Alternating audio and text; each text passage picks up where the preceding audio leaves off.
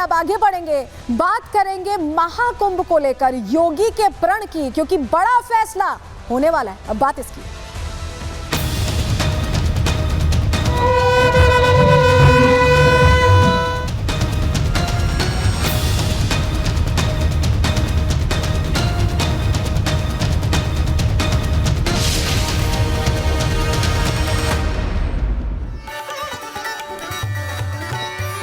आपको याद होगा 22 तारीख वो दिन था जब राम मंदिर में भगवान राम की प्राण प्रतिष्ठा हुई थी, और वो तस्वीरें अपने आप में बहुत खास थी। इतनी खूबसूरत तस्वीरें थी और उसे सनातन के त्योहार की तरह मनाया गया। और अब 22 जनवरी की जो तारीख है वो फिर से सनातनी डेट बनने वाली, कल का जो दिन है वो अपने आप में खास होने वाला है, क्योंकि संगम की धरती पर योगी कैबिनेट पहुंच रही है, मीटिंग होने वाली, और इस बैठक से उत्तर प्रदेश को कैसे आध्यात्मिक केंद्र में तब्दील करना है इसको लेकर बड़ा फैसला होने वाला है। क्यों मैं ऐसा कह रहे हैं, अब आपको सेगमेंट में बताने जा रहे हैं, क्योंकि बड़ी तैयारी योगी आदित्यनाथ ने कर ली है। योगी आदित्यनाथ ने जब अयोध्या में राम मंदिर की प्राण प्रतिष्ठा हुई तो बताया था कि कैसे खूबसूरत तस्वीर निकलकर सामने आने वाली है और अयोध्या अलग रंग में रंगने वाली, भगवान राम के रंग में रंगने वाली है। लेकिन अब और बड़ी तैयारी है यूपी के लिए, पूरे उत्तर प्रदेश के लिए। क्यों मैं ऐसा कह रहे हैं, चलिए जानकारी आपके सामने रख रहे हैं। योगी सरकार ने महाकुंभ में कैबिनेट मीटिंग बुलाई है, कल से ये शुरू होने वाली है और 22 जनवरी को प्रयागराज में कैबिनेट बैठक होगी। इस बैठक का महत्व बहुत बड़ा है, क्योंकि इस बैठक में कई ऐसे अहम फैसले लिए जा सकते हैं जो उत्तर प्रदेश की तस्वीर और सुंदर बना सकते हैं और विकास की ओर आगे जाती बना सकते हैं। क्योंकि प्रयागराज और वाराणसी को लेकर ये जानकारी मिल रही है कि बड़ा फैसला लिया जाने वाला है इस कैबिनेट मीटिंग में, और इस फैसले से पूर्वांचल को नई उड़ान मिल सकती है। पूर्वांचल का जो पूरा इलाका है वहां पर पर्यटन को बढ़ावा मिल सकता है। धार्मिक क्षेत्र बनाने के प्रस्ताव पर जानकारी मिल रही है कि कल का दिन 22 तारीख का दिन वो अहम दिन हो सकता है जब मोहर लग सकती है। तो कल की जो कैबिनेट मीटिंग है अपने आप में बहुत खास हो जाती है, क्योंकि कई ऐसे शहर हैं जिन्हें जोड़कर ये धार्मिक क्षेत्र डिजाइन किया जाने वाला है। और आप सोचिए कि पर्यटन कितना बढ़ जाएगा उत्तर प्रदेश में, रोजगार के अवसर कितने बढ़ जाएंगे, कितना कुछ बदल जाएगा उत्तर प्रदेश में। और यही तो योगी आदित्यनाथ का प्लान है। कौन कौन से शहर जुड़ने वाले हैं, चलिए आपको हम बता रहे हैं कैसी तैयारी है। समझिए, योगी की तैयारी धार्मिक नगरी बनाने की है। इस बार योगी सरकार की ओर से एक प्रस्ताव तैयार किया गया है इसके लिए। 7 जिलों को मिलाकर धार्मिक क्षेत्र बनाने का यह प्रस्ताव है। 7 जिले सोचिए मिलकर एक पूरा धार्मिक कॉरिडोर तैयार किया जाएगा। प्रयागराज और वाराणसी के आसपास के जिले भी इसमें शामिल होंगे। कौन कौन से जिले शामिल होंगे हम आगे आपको बताएंगे, लेकिन योजना जो बनाई गई है उसके मुताबिक पूरा क्षेत्र 22,000 किलोमीटर का होगा, यानी एक बड़े क्षेत्र को विकसित किया जाएगा, डेवलप किया जाएगा।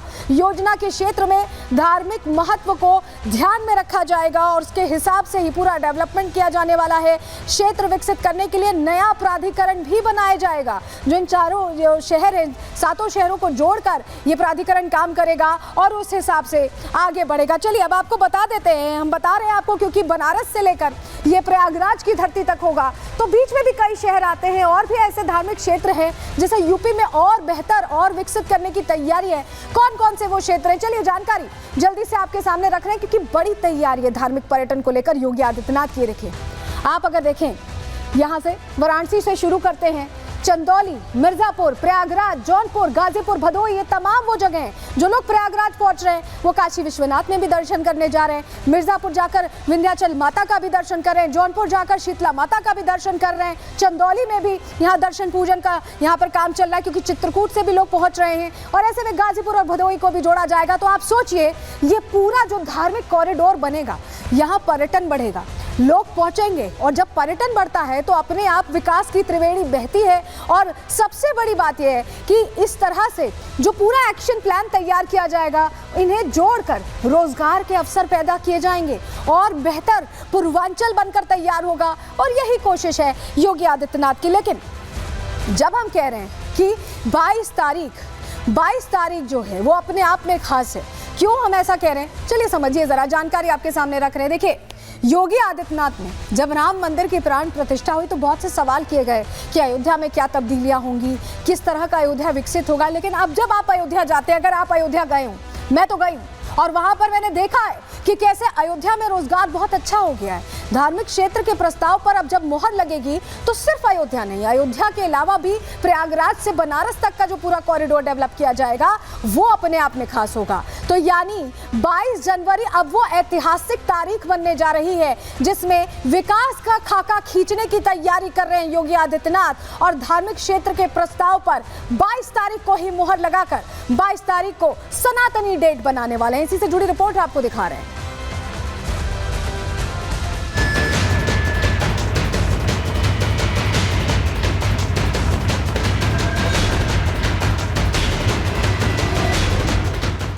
आ गई 22 जनवरी, सीएम योगी ने की बड़ी तैयारी। महाकुंभ में होगी योगी कैबिनेट, 22 जनवरी बनेगी सनातनी डेट। योगी का प्लान तैयार, धार्मिक क्षेत्र पर मुहर अब की बार। महाकुंभ में इस बार महाफैसला होने जा रहा है।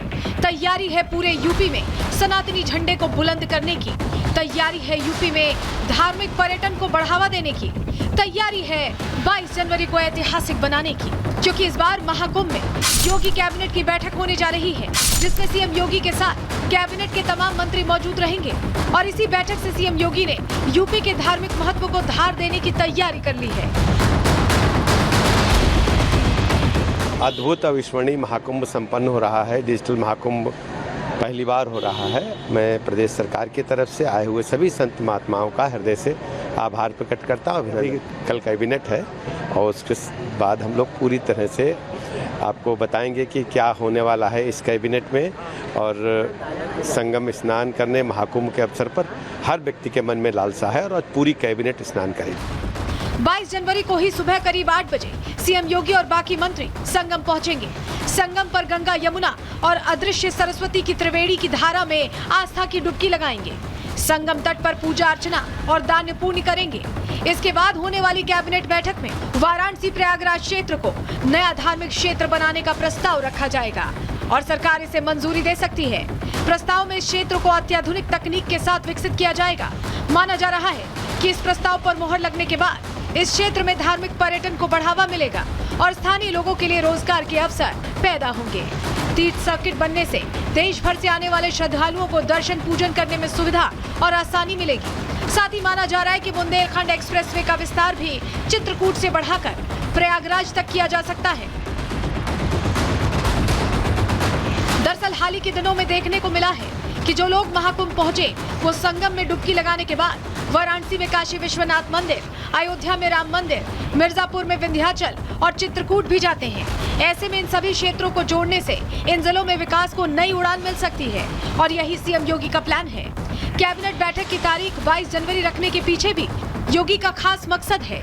पिछले साल इसी तारीख को अयोध्या में राम मंदिर का लोकार्पण और रामलला की प्रतिमा की प्राण प्रतिष्ठा हुई थी और इस महाकुंभ में होने वाली इस कैबिनेट बैठक में सीएम योगी बड़ा फैसला कर 22 जनवरी का सनातनी महत्व और बढ़ाने की तैयारी कर रहे हैं। Bureau report, Republic Bharat. तो सनातन की स्थिति को ऐतिहासिक बनाने की जहां तैयारी है, उसी को लेकर जो प्रयागराज में संत समाज है वो भी उत्साहित दिख रहा है। सुनिए जरा उनका क्या कहना है। भारत राष्ट्र में राम मंदिर की स्थापना होना 500 वर्षों के अंतराल के बाद केवल राम मंदिर नहीं है बल्कि राष्ट्र धर्म राष्ट्र बनने जा रहा है। धर्म की स्थापना हुई है। मुगल काल से ही और बहुत पहले से ही राम मंदिर जो ध्वस्त कर दिया गया था 500 वर्षों के संघर्ष के बाद, हजारों हिंदुओं के कत्लेआम के बाद ये ऐसा सौभाग्य आया था। 22 जनवरी को 1 वर्ष व्यतीत हो गया है। आज उनकी इंग्लिश में कहें तो एनिवर्सरी है और ऐसे में तीर्थ क्षेत्र घोषित करना ये वास्तव में अपने आप में बहुत ही ऐतिहासिक है। साधुवाद देती हूँ अपने योग्य सुयोग्य हिंदू हृदय सम्राट योगी जी को, जिन्होंने सनातन की भावना को उपरोक्त और ध्यान में रखते हुए ये कदम उठाया है।